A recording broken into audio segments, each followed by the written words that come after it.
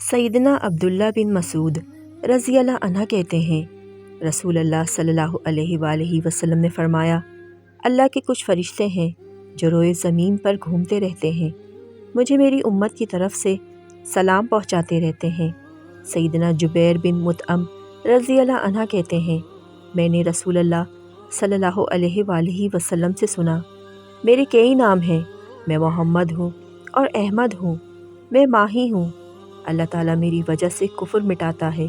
اور میرا نام حاشر ہے، لوگ میرے پیچھے جمع ہوں گے،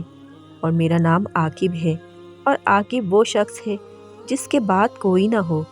سیدنا عبداللہ بن ابو طلحہ اپنے والد سے بیان کرتے ہیں کہ انہوں نے کہا، ایک دن نبی کریم صلی اللہ علیہ وآلہ وسلم ہمارے پاس تشریف لائے اور آپ کے چہرے پر خوشی تھی۔ کہا گیا، یا رسول اللہ، ہم آپ کے چہرے پر ایسی خوشی دیکھ رہے ہیں جو پہلے نہیں دیکھی۔ آپ نے فرمایا، جی ہاں۔ ایک فرشتے نے میرے پاس آ کر مجھ سے کہا، یا محمد، آپ کا رب فرماتا ہے، کیا آپ اس بات پر خوش نہیں ہیں کہ آپ کی امت میں سے جو شخص ایک بار آپ پر درود بھیجے گا، میں اس پر 10 بار رحمتیں نازل کروں گا، اور جو شخص آپ پر ایک دفعہ سلام بھیجے گا، میں اس پر 10 مرتبہ سلام بھیجوں گا۔ میں نے کہا، کیوں نہیں؟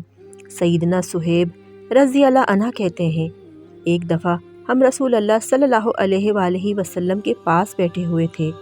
آپ مسکرائے اور فرمایا، تم مجھ سے پوچھتے نہیں کہ آپ کیوں ہنس رہے ہیں؟ لوگوں نے کہا، آپ کیوں ہنسے؟ آپ نے فرمایا، مسلمان کی حالت عجیب ہے، اس کی ہر بات اچھی ہے، اگر اسے کوئی نعمت ملتی ہے تو وہ اللہ کا شکر کرتا ہے، وہ اس کے لیے نیکی ہوتی ہے، اور اگر اسے کوئی مصیبت پہنچتی ہے تو وہ اس پر صبر کرتا ہے، وہ بھی اس کے لیے نیکی ہے، اور مومن کے علاوہ کوئی نہیں جس کی ہر بات نیکی ہو۔ زید بن اسلم رحمۃ اللہ سے روایت ہے، وہ کہا کرتے تھے، جو کوئی شخص بھی دعا کرتا ہے تو وہ ضرور 3 نتائج میں سے کسی نہ کسی کے درمیان میں ہوتا ہے، یا تو اس کی وہی دعا قبول ہو کر ہو بہو ظاہر ہو جاتی ہے، یا پھر اس کے حق میں آخرت کے لیے ذخیرہ کر دی جاتی ہے،